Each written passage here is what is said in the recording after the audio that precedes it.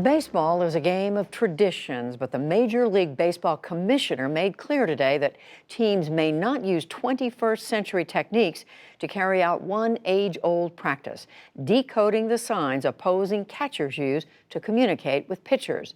John Yang has the details on the cheating scandal. Judy, Major League Baseball said today that in the 2017 season, when they won the World Series, the Houston Astros used an elaborate system to tell batters what pitch was coming. It involved a video camera in center field at their home stadium, a monitor near the dugout, and banging on a trash can.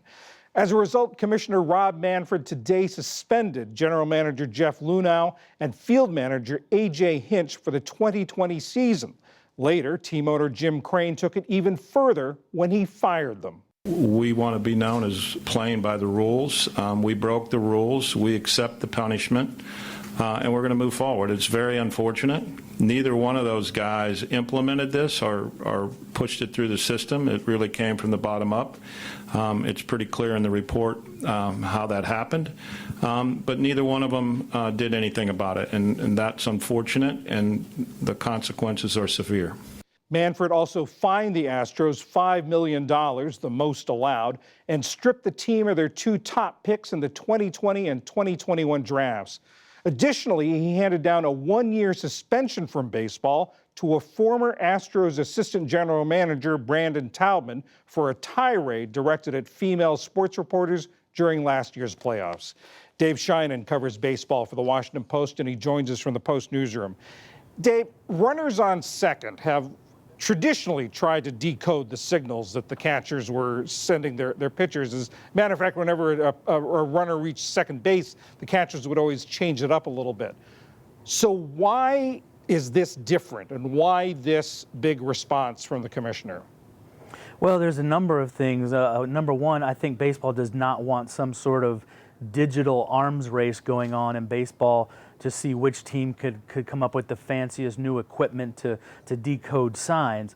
But secondly, it's also created longer games because catchers now have to go through these intricate system of signs and change them up from inning to inning or day to day or even batter to batter to combat this espionage. So it's created longer games.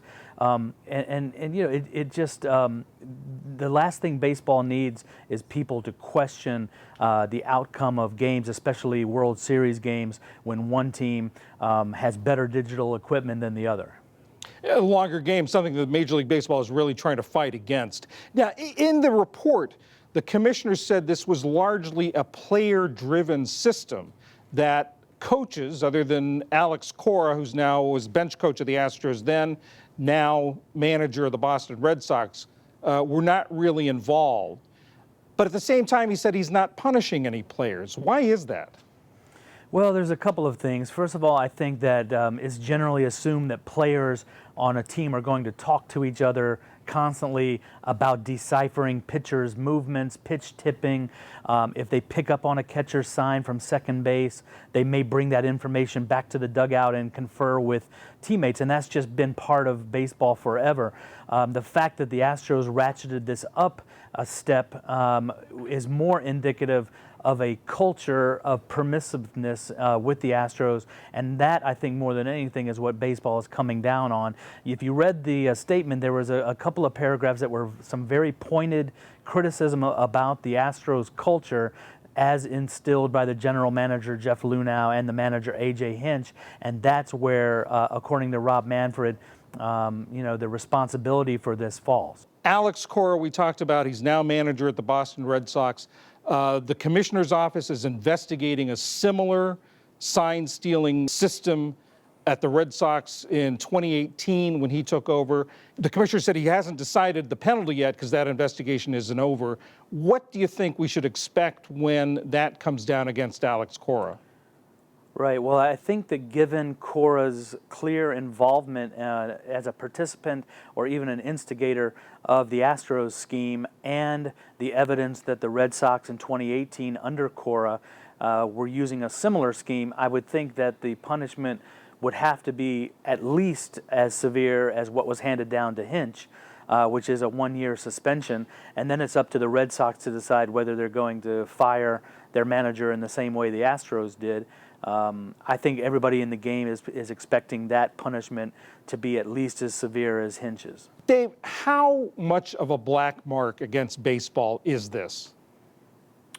Well, that's a fascinating question. I mean, baseball, like all major sports, is seeing an increase and an influx in gambling.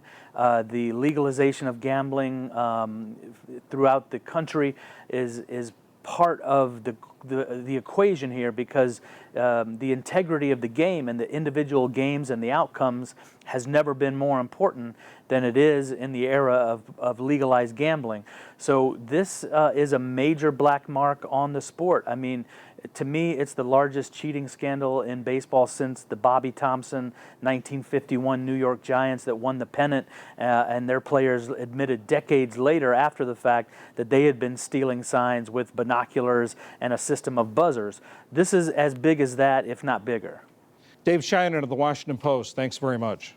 Thank you. Fascinating story.